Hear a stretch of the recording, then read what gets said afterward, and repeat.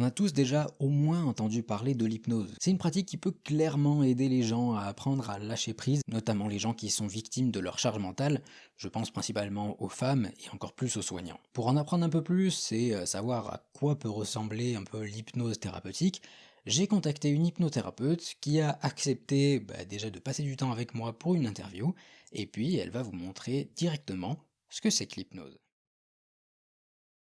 Bonjour Mélinda. Salut Thibaut.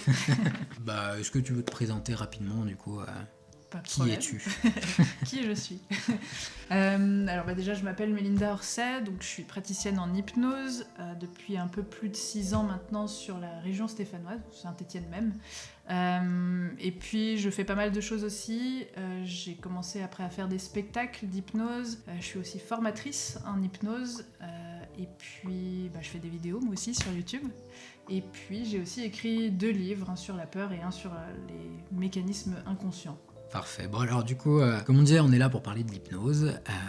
Est-ce que tu peux nous dire, toi, quelle est ta définition de l'hypnose? Ouais, alors c'est toujours une question, pareil, c'est difficile parfois d'y répondre parce que j'aime bien dire qu'il y a même autant de définitions qu'il y a de praticiens en hypnose. On pourrait dire que c'est un état modifié de conscience, mais ça veut pas forcément dire grand-chose. Moi j'aime bien dire déjà que c'est déjà un état naturel. C'est un état d'absorption, donc quand on est vraiment focalisé par quelque chose, on est absorbé généralement par cette chose-là. Dans ces moments-là, c'est là qu'on fait abstraction un petit peu de tout le reste, où on sent qu'on est là, mais pas totalement là. C'est pour ça que c'est pas totalement du sommeil, mais c'est pas non plus un état d'éveil, c'est vraiment un entre-deux. Et c'est là que l'imaginaire surtout s'active. On sent qu'il y a comme un autre mode de fonctionnement quand on repense au moment où on est un peu perdu dans la lune, où on est juste absorbé par un film ou quoi que ce soit, c'est parce que notre imaginaire d'un coup est très présent. Donc pour faire assez simple, on pourrait dire, voilà, l'hypnose c'est ça, un état d'absorption où l'imaginaire devient plus présent tout simplement. D'accord, ok. L'hypnose, on en entend un petit peu parler à la télé, notamment à des shows sur Mesmer notamment, qui fait l'hypnose. Est-ce que toi tu fais la même chose en cabinet ou est-ce que ça n'a rien à voir? Est-ce que tu peux nous expliquer? Ce qu'il faut savoir, c'est que déjà dans les 2 cas, c'est de l'hypnose. C'est juste, la manière d'amener l'état d'hypnose qui est différente, parce qu'il n'y a tout simplement pas les mêmes objectifs. Je veux dire, en spectacle, clairement, on cherche le côté ludique, on cherche le divertissement. Il n'y a pas d'enjeu thérapeutique derrière, alors qu'en cabinet, déjà, beaucoup plus. Donc forcément, ce qu'on va faire vivre aux personnes va être différent. Mais ça n'empêche pas, moi j'aime bien en tout cas défendre aussi les spectacles, parce que souvent, on voudrait peut-être un peu trop dissocier ça de l'hypnose, alors que ça reste de l'hypnose, ça reste des choses qui sont possibles de faire, et on peut très bien faire vivre ça aussi en cabinet, juste avec un enjeu thérapeutique derrière. Oui. C'est la différence. Mais les 2 approches sont totalement complémentaires, pas du tout incompatibles. Il y a des différences, mais ça reste quand même de l'hypnose dans les 2 cas. Une question qui revient souvent sur l'hypnose, c'est l'idée, comme tu dis, on est dans un état un petit peu différent d'habitude. On voit que les gens ils font des trucs qu'ils feraient pas forcément dans la vraie vie. Alors déjà, première question, est-ce que tu peux me faire des choses que je ne veux pas forcément? Et deuxième question, est-ce que je risque de rester bloqué dans cet état-là où j'ai un petit peu moins le contrôle, on va dire? Alors je vais peut-être commencer par la deuxième. Alors déjà, non, on ne pourrait pas rester coincé dans l'état d'hypnose du fait que ce soit déjà un état naturel. Comme je le disais, c'est un état entre deux. Soit on va basculer plus du côté du sommeil, soit on va se réveiller comme on le ferait après une nuit de sommeil en fait.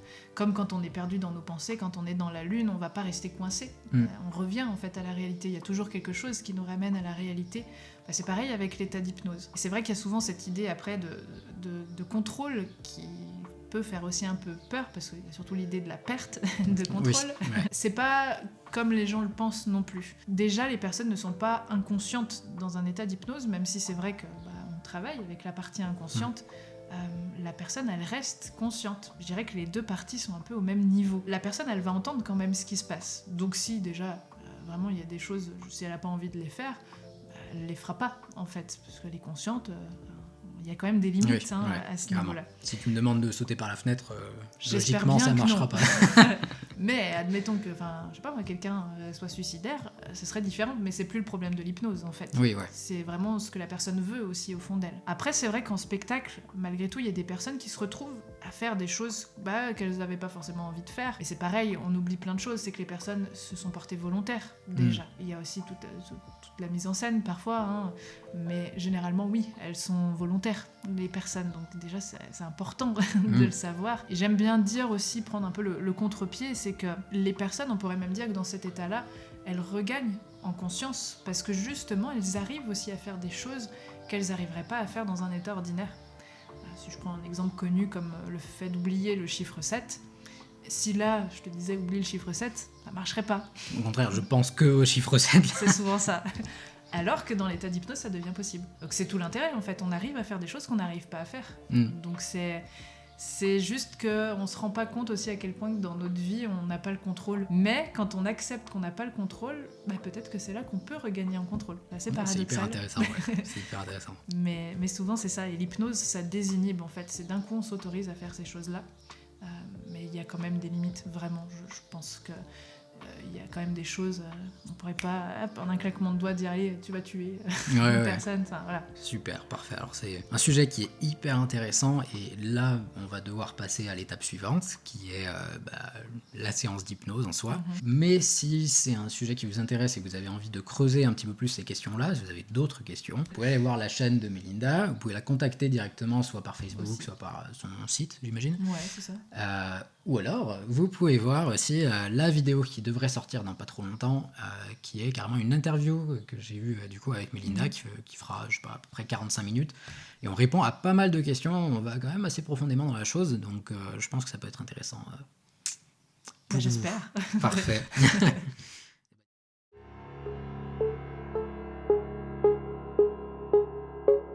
Je vais te proposer le test que tout le monde connaît maintenant.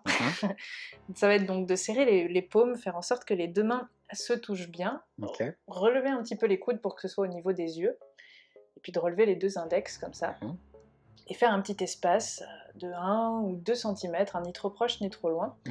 Et je vais te proposer maintenant de fixer l'espace entre les deux doigts et d'y mettre vraiment toute ton attention, comme s'il y avait vraiment plus que cet espace-là qui importait.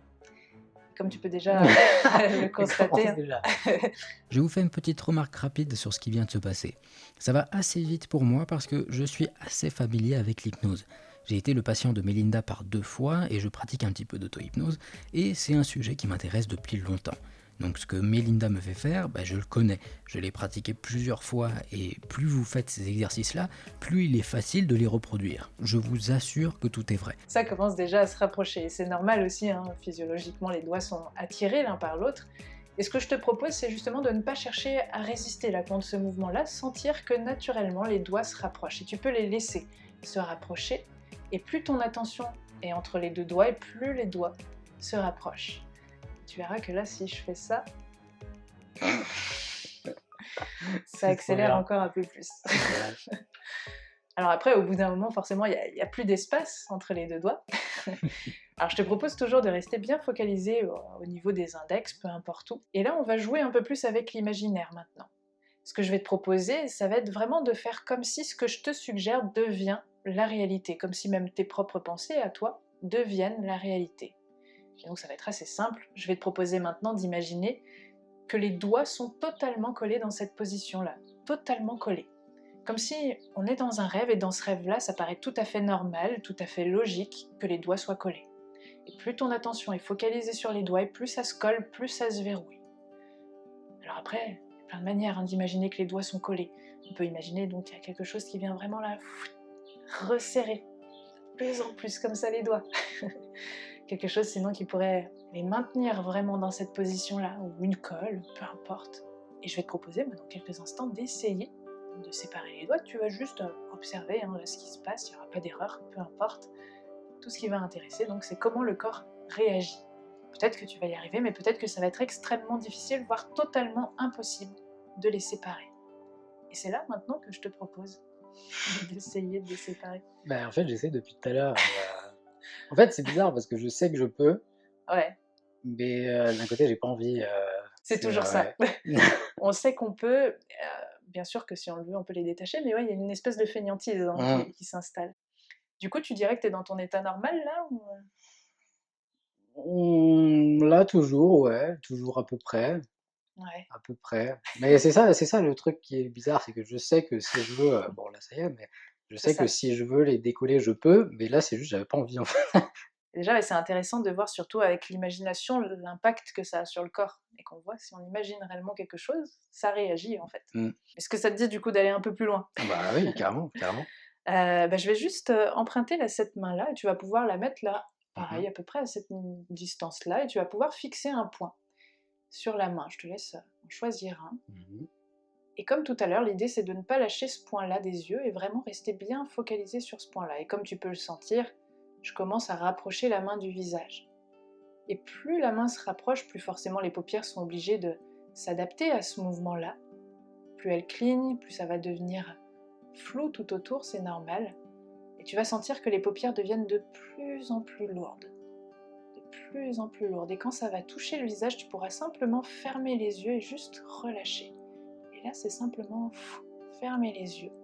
Et alors que la main commence à descendre tout doucement, toi, tu vas juste pouvoir permettre au corps de se décrisper, de se détendre, exactement comme ça.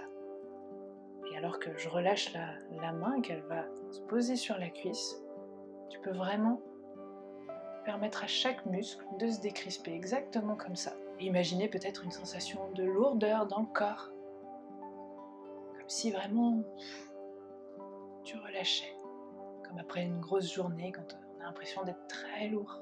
Dans quelques instants, je vais me saisir de la main droite et tu vas sentir que ce sera vraiment tout mou à l'intérieur, mais en même temps tellement agréable. Et là, je vais juste prendre le bras comme ça et tu peux juste te laisser bercer par ce mouvement-là, tellement lourd. Et quand je relâche la main, ça s'approfondit encore. Tu peux sentir les muscles qui se relâchent à chaque fois un peu plus, la respiration qui change, etc. Je parle de lourdeur, après on peut aussi avoir une impression de légèreté aussi. Ça peut être un mélange des deux. Mais plus le corps se relâche et plus c'est surtout les pensées qui peuvent se relâcher. Exactement comme ça peut le faire quand on est sur le point de s'endormir et qu'on sent que les pensées peuvent commencer à dériver, à vagabonder. Et une partie de nous voyage. On ne sait pas trop où on va, mais on se laisse guider. On ne sait même plus trop à quoi on pense parfois. C'est l'imaginaire qui devient plus présent. C'est comme retrouver un monde de rêve. Et le corps, il peut en profiter pour se ressourcer, pour évacuer les tensions, pour se détacher aussi peut-être de certaines émotions, certaines pensées, comme si on pouvait prendre plus de recul, plus de distance. Ça peut être tellement agréable. Tranquillement, à ton rythme, je vais te proposer simplement de rouvrir les yeux. Et tu vas sentir que ça peut demander un petit effort. En effet. Et plus on le fait, plus c'est compliqué de rouvrir les yeux. Ah non, mais j'étais bien là, hein, On peut y retourner aussi, hein, c'est l'avantage.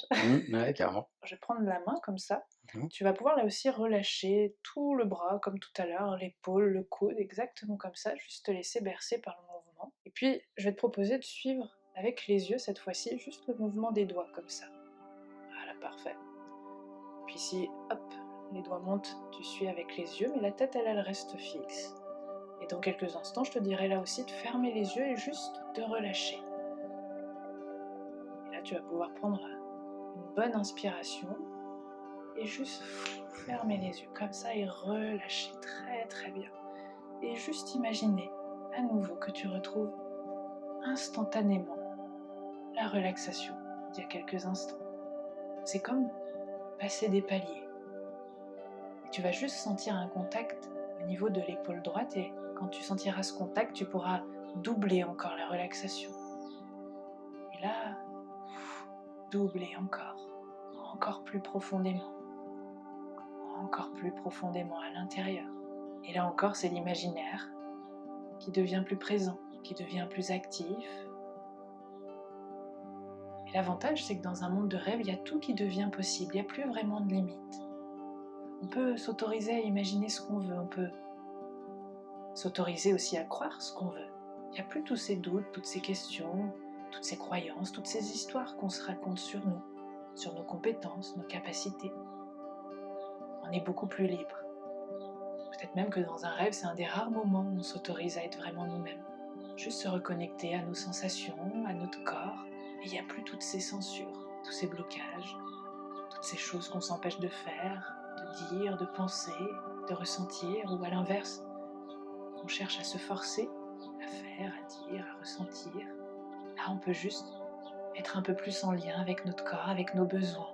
Et c'est ça finalement le lâcher prise, juste faire confiance à notre corps. Il n'a pas besoin de nous finalement pour faire très bien les choses. Tu vas voir que tout ça, ça va pouvoir rester bien ancré à l'intérieur. Ça va pouvoir t'accompagner, même quand je te proposerai de rouvrir les yeux, et même pour le reste de la journée, pourquoi pas les jours à suivre aussi, juste un état de sérénité, de tranquillité. Comment tu te sens? Ouais, bien, bien. C'était marrant la deuxième fois parce que, heu, 1re fois du coup, je sais même pas comment expliquer le truc. Première fois, on va dire que j'étais plus conscient du truc, tu vois? Mhm. Quelque part, je le voulais aussi, quoi. Enfin, je le voulais aussi la deuxième fois, mais tu vois, j'avais l'impression d'être plus dans l'actif, en fait, la première fois. Ouais. Puis quand je me suis réveillé, enfin réveillé, voilà, je me suis dit: «Putain, c'était pas si actif que On sent ça, le en fait». décalage, ouais. C'est au réveil général, enfin, à l'ouverture des yeux qu'on se dit tiens. Quand tu m'as réinduit, du coup, Mhm. bah, c'était plus cette même sensation-là, en fait. Tout de suite, ça Ouais. ça allait beaucoup plus loin, en fait. J'avais cette sensation-là d'être à moitié présent, mais Mhm. j'étais beaucoup plus dans l'absence que dans la présence, en fait. Tu vois ce que Ouais. je veux dire? Ouais, je comprends. Il y a un effet d'entraînement aussi. Pour ça, je disais que c'est comme un sport. Bah, la première fois, c'est normal, au début, on n'y va pas à fond, on se bloque un peu, mais déjà la deuxième fois, bah, c'est beaucoup plus simple. Au moment où tu m'induis, Mhm. j'ai le cœur qui bat hyper vite, je pense qu'il doit dire: «Mais qu'est-ce qui se passe?» Tout est un petit peu possible. Des fois, il y a des personnes qui, au contraire, tout de suite, le rythme cardiaque ralentit. En fait, ce qu'on regarde, c'est justement ça, les variations. C'est déjà un signe pour nous qu'il se passe quelque chose. Mais c'est vrai que c'est souvent plus vers l'accélération du cœur. Mmh. Moi, je sais que souvent, j'ai des grosses bouffées de chaleur d'un coup. OK, ouais. Et ouais, généralement, j'ai le cœur qui bat un peu plus vite, plus fort surtout. C'est même pas forcément plus vite, mais c'est plus fort. Ouais, là, c'était les 2 là, C'est- c'était Donc, ouais, il y a plein de ressentis. C'est pour ça que chaque personne l'expérimente différemment après. là, comme je le ressens personnellement, en tout cas, c'est vraiment il y a la 1re période où c'est un peu, «Ah! Qu'est-ce qui se passe?» Ouais. un peu panique, le corps qui réagit, quoi. 2e partie, moment où tu commences vraiment à vraiment sombrer, quoi, Mm. là, c'est vraiment ce que je disais, il y avait plus rien, quoi. C'était juste toi, en fait, mais c'était pas dans un sens, il y a plus rien, j'ai tout perdu, c'est juste, OK, Ouais. c'est bien. Par contre, j'avais vraiment l'impression qu'il y avait une 3e barrière qui était là, Ouais. pour le côté, plus imaginatif, en fait, Ok. je commençais à rentrer dedans, tu vois? Mais je sens qu'il y avait encore tout un monde, Ouais. derrière, ouais.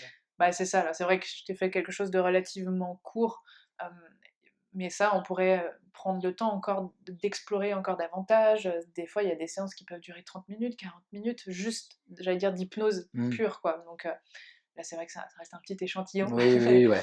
Mais c'est pour ça que je disais, il y aurait toujours des choses après à explorer et on sent que l'imaginaire, c'est infini. Donc en fait, il n'y a pas vraiment de limite à l'intérieur et avec l'hypnose dans le sens où oui, c'est ce qu'on explore en tout cas, il n'y a pas de Mmh. limite. J'espère que ça vous a plu. Moi, ça m'a plu. Moi, j'ai Moi adoré ça, aussi, c'est trop c'était cool. cool. Bah, voilà, nickel. Comme vous voyez derrière, bah, du coup, il y a un livre que Mélinda a écrit. Elle en a même écrit 2, si tu veux nous en parler. Ouais, donc le premier que j'ai écrit, donc c'est plus par rapport à la peur. Alors pareil, quand je dis peur, ça englobe le stress, les phobies, c'est vraiment au sens large. C'est un livre un petit peu à contre-courant puisque je cherche à montrer que la peur, n'est pas forcément quelque chose de mal et de mauvais dont il faudrait lutter à tout prix et se débarrasser, mais au contraire comme une ressource très utile, qui peut vraiment nous aider de plein de manières différentes. Donc ouais, c'est un petit peu à contre-courant, puisque mon objectif c'est vraiment d'aider les personnes à ne plus avoir peur d'avoir peur, de manière à ce que le fait de ressentir la peur ne soit plus un problème. Donc ouais, j'aime bien dire c'est apprendre à mieux avoir peur. Mmh. Donc ça, ouais, c'est le premier livre et le deuxième donc, qui est là, Voile de l'inconscience, celui-là il est plus par rapport au fonctionnement de nos mécanismes plutôt inconscients. parce que sans le savoir, je pense qu'on se voile tous un peu la face et qu'on voit pas forcément toujours la réalité comme elle est réellement, Mmh. et notre inconscient intervient aussi beaucoup dans ça. Donc à travers ce livre, j'essaye d'aider les personnes à redevenir un peu plus conscientes de ces mécanismes inconscients, de manière à se reconnecter à la réalité, mais surtout pour redevenir elles-mêmes, parce que justement, et quand nos émotions nous échappent, nos comportements nous échappent, on n'est plus vraiment nous-mêmes, et on sent bien qu'il y a un décalage, Mmh. C'est vrai. et que déjà ça passe par le fait d'en prendre conscience, et après je donne, que ce soit d'ailleurs dans le premier ou dans le deuxième livre, j'essaye de donner des astuces, vraiment des exercices concrets que tout le monde peut faire. Donc l'idée c'est que ce soit abordable à tout le monde. Donc voilà, c'était un peu l'objectif aussi, que ce soit pour tout le monde. OK, très bien. Et Voilà. ben, super. Bah, merci beaucoup Mélida. Bah, Merci pour merci à tout. toi d'avoir fait C'était venir trop sur cool. ta chaîne.